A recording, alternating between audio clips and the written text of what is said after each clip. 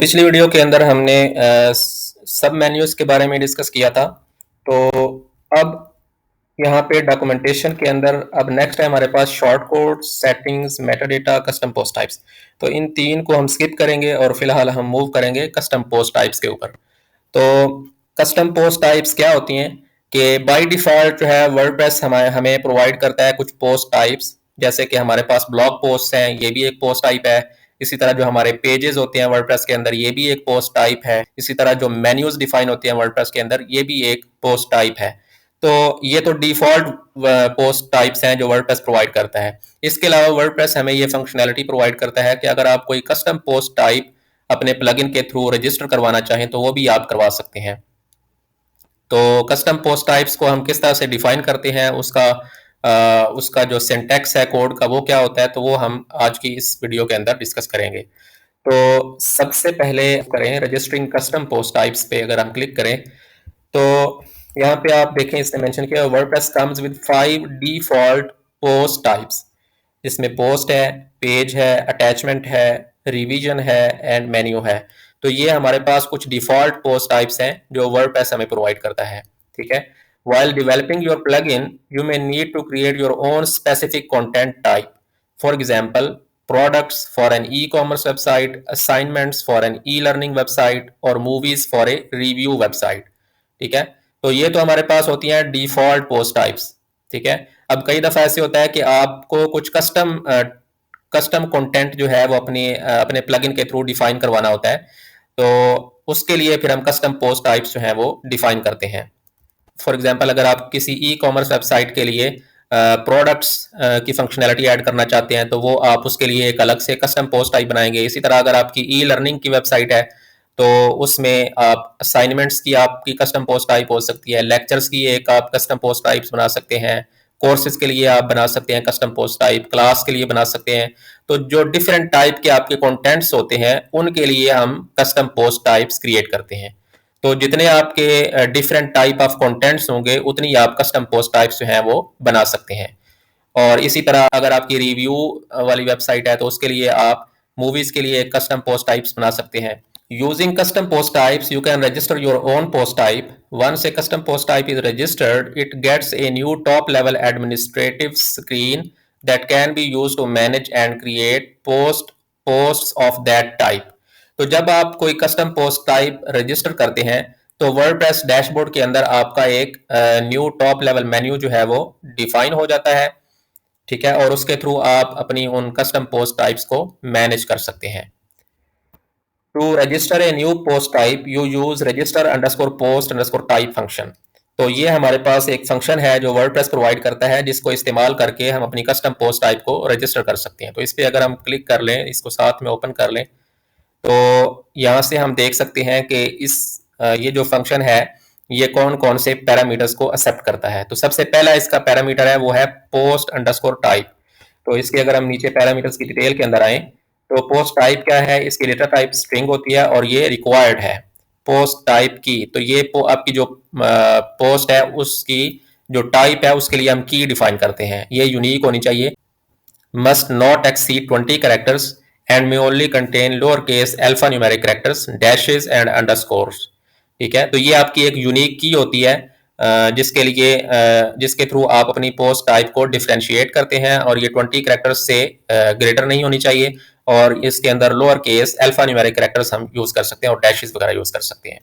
इसी तरह जो आपका नेक्स्ट पैरामीटर है वो ऑप्शनल है और ये या तो एक स्ट्रिंग हो सकती है या ये एक अरे होती है। तो यूजुअली हम अरे यूज करते हैं और अरे के अंदर डिफरेंट हमारे पास ऑप्शंस अवेलेबल हैं जिनके थ्रू हम पोस्ट टाइप जो अपनी कस्टम पोस्ट टाइप है उसके डिफरेंट ऑप्शंस को कंट्रोल कर सकते हैं। तो सबसे पहले हमारे पास आर्ग्यूमेंट है लेबल का। तो लेबल के थ्रू लेबल की जो डेटा टाइप है वो स्ट्रिंग होती है। Name of the post type shown in the menu. तो मेन्यू के अंदर जो पोस्ट टाइप का नेम शो होता है वो हम डिफाइन करते हैं लेबल के थ्रू, यूजुअली प्लूरल। तो इसको हम सिंगुलर के बजाय हम प्लूरल रखते हैं। जैसे कि फॉर एग्जांपल अगर आपने प्रोडक्ट्स के लिए बनाना है पोस्ट टाइप तो उसका लेबल जो है वो आप प्रोडक्ट के बजाय प्रोडक्ट्स रखेंगे विद एस। ठीक है। तो ये हम प्लूरल रखते हैं इसका नेम। और जो डिफॉल्ट है इसकी जो डिफॉल्ट वैल्यू है वो जो डॉलर लेबल्स का जो नेक्स्ट हमारा पैरामीटर है इसके अंदर इसके अंदर जो नेम पैरामीटर है वो इसका इसका जो डिफॉल्ट वैल्यू है वो वहां से पिक कर लेता है, अगर आप यहाँ पे इसकी कोई वैल्यू डिफाइन नहीं करेंगे। इसका जो नेक्स्ट हमारे पास पैरामीटर है वो है स्ट्रिंग, और ये एक अरेज की स्ट्रिंग है, ठीक है। एन अरे of labels for this post type. तो यहाँ पे इस लिंक पे जाके आप डिफरेंट जो लेबल्स यहाँ पे सपोर्टेड है उनको डिटेल के अंदर देख सकते हैं।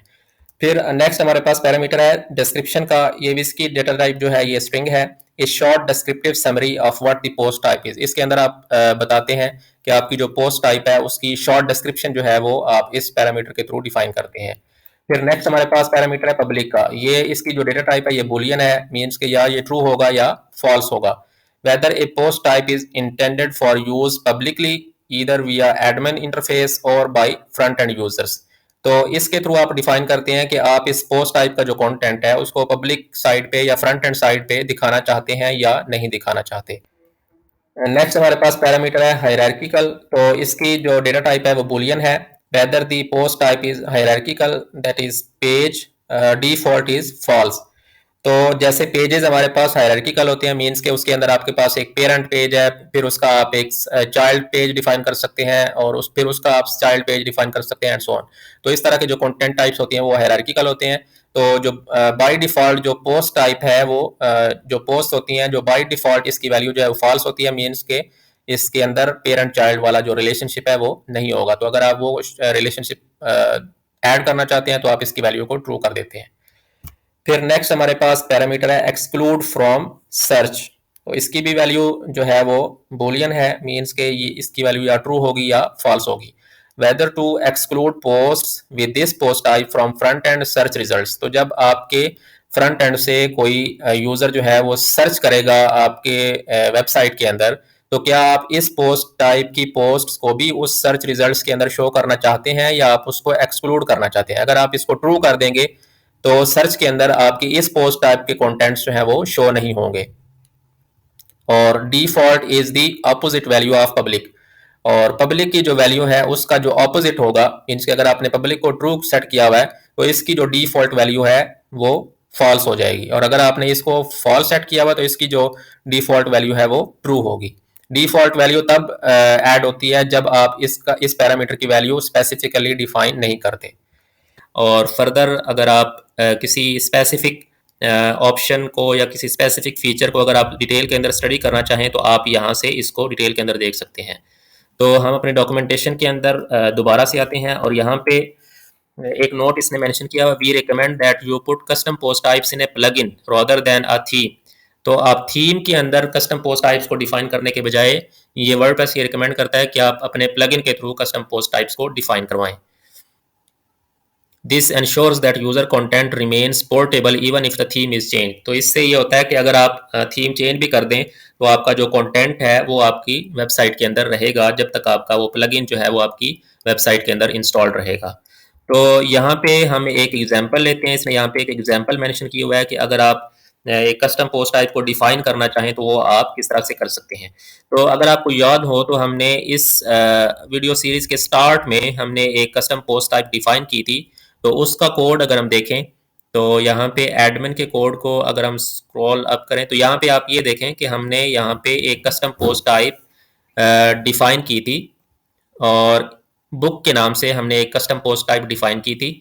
और इसको अगर आप देखें कि हमने एक एक्शन हुक को कॉल किया था, और जो कस्टम पोस्ट टाइप्स हैं उनको रजिस्टर करने के लिए जो वर्डप्रेस हमें जो बेस्ट पॉसिबल जो हुक है जो वर्डप्रेस प्रोवाइड करता है वो इनिट है, मींस कि जब वर्डप्रेस इनिशियलाइज हो रहा हो तब आप अपनी कस्टम पोस्ट टाइप को रजिस्टर करते हैं। तो हमने इस हुक को कॉल किया और इसके साथ अपना कस्टम जो हमारा फंक्शन था उसको अटैच कर दिया, और फिर ये हमारा वो वाला मेथड है या फंक्शन है जिसके थ्रू हम कस्टम पोस्ट टाइप रजिस्टर करते हैं। तो इसमें हमने सबसे पहले अपने जो पोस्ट टाइप है उसकी जो की है वो ऐड की है यहाँ पे, जो इसका फर्स्ट पैरामीटर है इस फंक्शन का।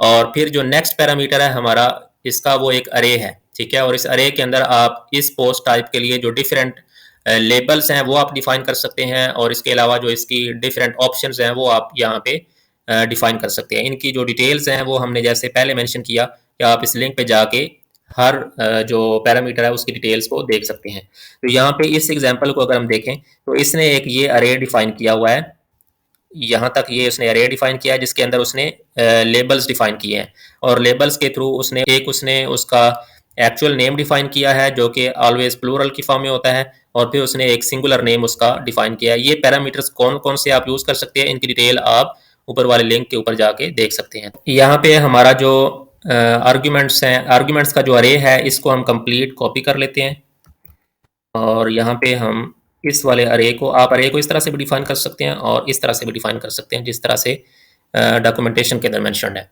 तो यहाँ पे अगर आप देखें, सबसे पहले उसने एक लेबल्स का एक पैरामीटर ऐड किया है इस अरे के अंदर, और ये अगेन एक अरे है यहाँ से लेकर यहाँ तक, और इसके अंदर आप डिफरेंट लेबल्स जो हैं वो डिफाइन कर सकते हैं। तो सबसे पहले उसने इसका नेम डिफाइन किया है, और नेम हमेशा प्लूरल के अंदर रखते हैं।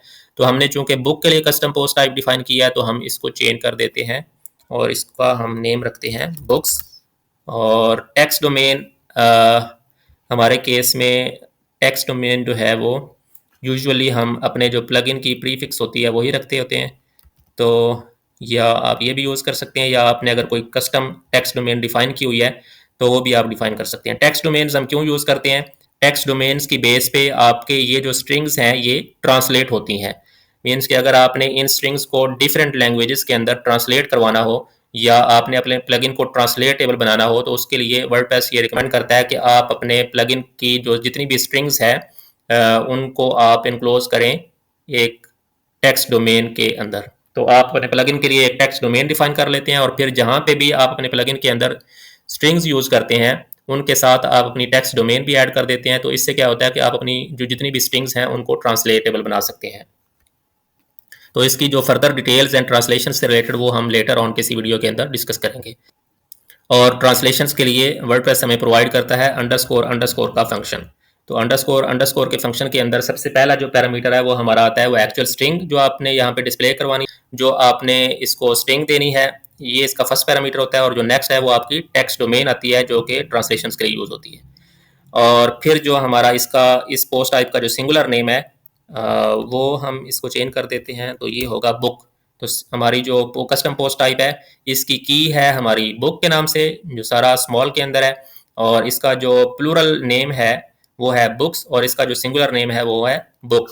तो इस लेबल्स के पैरामीटर के थ्रू आप अपने जो इस पोस्ट टाइप के जो डिफरेंट लेबल्स हैं उनको डिफाइन कर सकते हैं। यहाँ पे हमने जस्ट दो यूज़ किए हैं, इसके अलावा भी कुछ लेबल्स होते हैं, जैसे कि फॉर एग्जांपल अगर आपकी ये इस पोस्ट टाइप को जब आप डिलीट करेंगे तो वहाँ पे कौन सा लेबल आपने शो करवाना है, जब ये सर्च रिजल्ट्स के अंदर शो होंगी तो वहाँ पे आपने क्या लेबल शो करवाना है, एंड सो ऑन। इसके डिफरेंट लेबल्स अवेलेबल हैं, तो आप इनको फर्दर डॉक्यूमेंटेशन के अंदर डिटेल्स पेज पे जाके देख सकते हैं।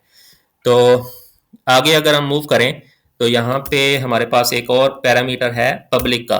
तो पब्लिक का मतलब है कि आप इसको फ्रंट एंड पे डिस्प्ले करवाना चाहते हैं इस पोस्ट टाइप के कंटेंट को या नहीं। तो बाय डिफ़ॉल्ट ये फॉल्स होता है, तो इसको हमने ट्रू कर दिया, मीन्स कि आप इसको फ्रंट एंड पे भी इस पोस्ट टाइप के कंटेंट को डिस्प्ले करवा सकते हैं। फिर हैज़ आर्काइव, तो इसको हमने ट्रू किया हुआ, मीन्स कि इसके लिए हम आर्काइव का पेज भी डिफाइन करना चाहते हैं। आर्काइव का पेज क्या होता है? इस पोस्ट टाइप से रिलेटेड जितनी भी पोस्ट होंगी वो आर्काइव के पेज पे शो हो जाती हैं। तो इसके लिए हमने आर्काइव हैज अंडरस्कोर आर्काइव के पैरामीटर को हमने ट्रू कर दिया। अगर आप इसको फॉल्स कर दें तो आप इसके लिए आर्काइव का पेज जो है वो डिफाइन नहीं कर सकते। तो अभी अगर हम अपने इस कोड को सेव करें, अभी फिलहाल अगर आप देखें तो यहाँ पे हमने जो इनिशियली जो स्टार्ट के अंदर हमने कस्टम पोस्ट टाइप डिफाइन की थी, इसका स्लग तो हमने बुक ही रखा हुआ था, वो अगर आप नीचे देखें तो बुक ही आ रहा है। लेकिन इसका जो नेम है जो मेन्यू के अंदर शो हो रहा है वो पोस्ट है, क्योंकि वो हमने इनिशियली डिफाइन नहीं किया था अपने अरे के आर्ग्यूमेंट्स के अरे के अंदर हमने उसको डिफाइन नहीं किया। तो अभी हमने इसको चेंज किया है। तो अब अगर हम इस पेज को रिफ्रेश करें तो अब आप देखें इसका जो नेम है हमारी पोस्ट टाइप का वो चेंज हो चुका है, और अब आप देखें इसका जो प्लूरल नेम है वो बुक्स है। और अगर आप ऐड न्यू पे क्लिक करें, यहाँ पे आपको स्टैंडर्ड जो पोस्ट टाइप की फंक्शनैलिटी है वो अगेन उसी तरह डिस्प्ले हो जाएगी जिस तरह से हमने पिछली दफ़ा भी वीडियो के अंदर इसका डेमो देखा था। तो अब जैसे ये वाले जो लेबल्स हैं, ऐड न्यू के लिए जो लेबल है ये अभी आप देखें ये स्टिल पोस्ट आ रहा है, ठीक है, और ये डिफ़ॉल्ट होता है। और अगर आप इन लेबल्स को भी चेंज करना चाहें, या जब आप अपनी इस पोस्ट को पब्लिश करते हैं या ड्राफ्ट करते हैं तो कौन कौन से लेबल्स जो होते हैं उनको भी अगर आप चेंज करना चाहें तो वो भी आप लेबल्स के अरे के थ्रू डिफाइन कर सकते हैं। तो अगर हम अपने उस फंक्शन पे दोबारा जाएं, इस वाले फंक्शन को अगर हम इसकी डिटेल पेज को ओपन करें और इसके अंदर अगर हम स्क्रॉल डाउन करें तो यहाँ पे हमारे पास ये लेबल्स का अरे है। ठीक है, तो इसकी अगर आप देखना चाहें कि कौन कौन से हमारे पास लेबल्स अवेलेबल हैं तो उसके लिए हम यहाँ से देख सकते हैं। यहाँ पे इसने एक लिंक दिया हुआ है, यहाँ से आप कंप्लीट लिस्ट देख सकते हैं कि कौन कौन से लेबल्स हमारे पास अवेलेबल हैं। तो इस पेज पे अगर हम मूव करें तो यहाँ पे अगर हम स्क्रॉल डाउन करें तो ये आप देखें, ये हमारे पास डिफरेंट लेबल्स जो है वो अवेलेबल हैं। ये नेम और सिंगुलर नेम हमने ऑलरेडी डिस्कस कर लिया है। ठीक है, इसी तरह ऐड अंडरस्कोर न्यू का लेबल जो है ये आप डिफाइन कर सकते हैं। ऐड न्यू का जो लेबल है इसके थ्रू आप इसकी जो डिफ़ॉल्ट वैल्यू है वो ये होती है ऐड न्यू की। ये कहाँ पे शो होती है, ये आप अगर आप यहाँ पे देखें बुक्स के अंदर, ये जो ऐड न्यू का लेबल है ये बेसिकली इस लेबल के थ्रू कंट्रोल होता है और इसकी ये वाली डिफ़ॉल्ट वैल्यू जो है ये वहाँ पे शो हो रही है। तो इसको अगर आप चेंज करना चाहें तो इसको हम कॉपी कर लेते हैं। तो लेट्स से यहाँ पे अगर हम आए अरे के अंदर तो इस वाले लेबल को हम पहले कॉपी कर लेते हैं और फिर उसको मॉडिफाई कर लेंगे। तो यहाँ पे अब इसकी की हमारे पास थी ऐड अंडरस्कोर न्यू और यहाँ पे आप डिफाइन करेंगे कि आप वहाँ पे शो क्या करवाना चाहते हैं। तो लेट्स से हम यहाँ पे शो करवाना चाहते हैं ऐड न्यू बुक।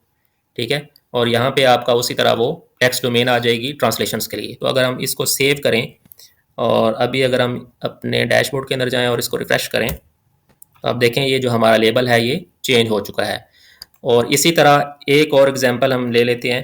तो लेट्स से अगर हम इसको देखें ऐड न्यू आइटम, तो इसकी वैल्यू अगर हम चेंज करें उसी तरह हम सबसे पहले इसको कॉपी कर लेते हैं कंट्रोल सी और यहाँ पे, और ये हमारा इसके लिए जो की थी वो है add underscore new underscore item और इसको हम यहाँ पे चेंज कर देंगे और यहाँ पे भी हम लेट्स से वही शो करते हैं ऐड न्यू बुक और उसी तरह हमारी टेक्स्ट डोमेन है। तो अब अगर हम इसको सेव करें तो अब अगर हम इस पेज पे आएँ तो अब देखें अब जो हमारा ऐड न्यू आइटम का जो लेबल है वो भी चेंज हो चुका है। तो इस तरह यहाँ पे हमारे पास मुख्तलिफ लेबल्स के ऑप्शंस अवेलेबल हैं। फॉर एग्जांपल अगर आप एडिट आइटम के ऊपर क्या चीज़ शो करवाना चाहते हैं, न्यू आइटम पे, व्यू आइटम पे, तो आप इसी तरह से यहाँ पे जो इनकी डिफ़ॉल्ट वैल्यूज़ हैं, डिफ़ॉल्ट वैल्यूज़ के अंदर आप देखें पोस्ट ही आ रहा है सारी जगहों पे। तो आप इनको चेंज करके अपनी जो आपने पोस्ट का नेम रखा हुआ है वो आप सारी जगहों पे चेंज कर सकते हैं। अब अगर हम दोबारा अपनी डॉक्यूमेंटेशन के ऊपर आएँ तो हमने एक कस्टम पोस्ट टाइप जो है वो सक्सेसफुली रजिस्टर करवा ली है और ये चीज़ भी हमने डिस्कस कर ली कि इसके लिए जो हमारे पास एक्शन हुक है जो वर्डप्रेस रिकमेंड करता है पोस्ट टाइप को रजिस्टर करने के लिए, वो इनिट की एक्शन हुक है। तो उसी के साथ हमने किया इसको। फिर हमारे पास है नेमिंग बेस्ट प्रैक्टिसेस। तो यहाँ पे आपने एक चीज़ मेक श्योर करनी है कि जो आप पोस्ट टाइप के लिए जो की डिफाइन करते हैं वो आपने मेक श्योर करना है कि वो यूनिक हो। क्योंकि अगर आप कोई जेनेरिक नेम रख देंगे तो ऐसा पॉसिबल है कि कोई और प्लगइन जो है वो भी उसी नेम से कोई कस्टम पोस्ट टाइप जो है वो डिफाइन कर ले। तो आपने ये मेक श्योर करना है कि आपकी ये जो की है ये यूनिक होनी चाहिए। फिर नेक्स्ट है हमारे पास URLs. A custom post type gets its own slug within this site URL structure.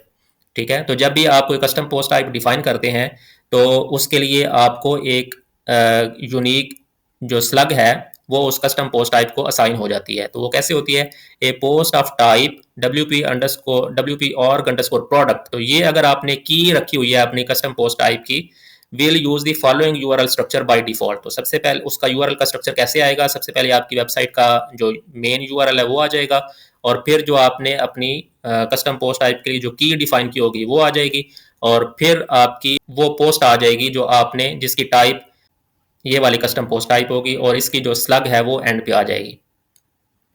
यहाँ पे आप देखें WP org underscore product is the slug of your custom post type and product underscore name is the slug of your particular product. तो अगर आपकी products की एक custom post type है तो उसकी जो स्लग बनेगी वो ये वाली होगी WP org अंडरस्कोर प्रोडक्ट, और जो प्रोडक्ट अंडरस्कोर नेम है ये आप जो प्रोडक्ट डिफाइन करेंगे उसकी जो स्लग होगी वो इसके एंड पे अपेंड हो जाएगी। तो अगर हम अपने केस के अंदर देखें तो हमने बुक्स के लिए एक कस्टम पोस्ट टाइप बनाई थी और हमारी जो की थी वो बुक के नाम से थी। तो यहाँ पे आ जाएगा बुक और फिर स्लैश और जो हम एक बुक डिफाइन करेंगे उसकी जो स्लग होगी वो एंड पे यहाँ पे शो हो जाएगी। अच्छा, अगर आप अपनी जो कस्टम पोस्ट टाइप आपने डिफाइन की है तो आप अगर उसमें की के बजाय जो आपने उस पोस्ट टाइप के लिए की डिफाइन की थी, उसके अलावा अगर आप कोई कस्टम स्लग उसके अंदर डिफाइन करना चाहें उसकी जगह पे, तो वो आप किस तरह से कर सकते हैं। तो उसके लिए हमारे पास एक पैरामीटर होता है री राइट का। तो इसके थ्रू हम एक कस्टम जो स्लग है वो अपनी कस्टम पोस्ट टाइप के लिए डिफाइन कर सकते हैं। तो जैसे आप देखें यहाँ पे उसने एक एंड पे एक और पैरामीटर ऐड किया हुआ है, तो इसी को हम कॉपी कर लेते हैं और अपने ये जो हमारा पोस्ट टाइप का जो अरे है इसके एंड पे हम इसको ऐड कर देते हैं। तो ये आपने मेक श्योर करना है कि ये चीज़ हम लेबल्स के अरे के अंदर डिफाइन नहीं कर रहे, बल्कि जो ओवरऑल हमारा आर्ग्यूमेंट्स का अरे था इसके एंड पे हम ऐड कर रहे हैं। तो री राइट इसका पैरामीटर की है और यहाँ पे हम इसकी स्लग जो है वो डिफाइन करना चाह रहे हैं। तो अब जो हमारी इसकी स्लग बनेगी वो हम लेट से इसको चेंज कर देते हैं। लेट से आप इसको कुछ यूनिक बनाना चाहते हैं, तो लेट से कोडो अंडरस्कोर बुक्स हम कुछ भी एग्जांपल के तौर पे यहाँ पे लिख देते हैं जस्ट फॉर टेस्टिंग। इसको अगर हम सेव करें तो अब अगर हम अपने इसको विजिट करें बुक्स की कस्टम पोस्ट टाइप को, तो यहाँ पे हमारे पास आ गई ऐड न्यू बुक। और यहाँ से अगर हम अब ऐड एक कोई एक बुक डिफाइन करते हैं यहाँ पे, let's say my first book, और इसके अंदर हम कुछ डमी कंटेंट ऐड करते हैं, सम कंटेंट। और अगर हम इसको पब्लिश करें तो यहाँ पे भी आप देख सकते हैं इसका जो यूआरएल जनरेट हुआ है, तो यहाँ तक तो हमारी वेबसाइट का यूआरएल है, ठीक है। उसके बाद हमारी ये जो स्लग है जो हमने डिफाइन की which is kodo underscore books, तो ये आ जाएगी। और फिर उसके बाद हमारी जो इस पोस्ट की या इस बुक की जो स्लग है वो इसके एंड पे आ जाएगी।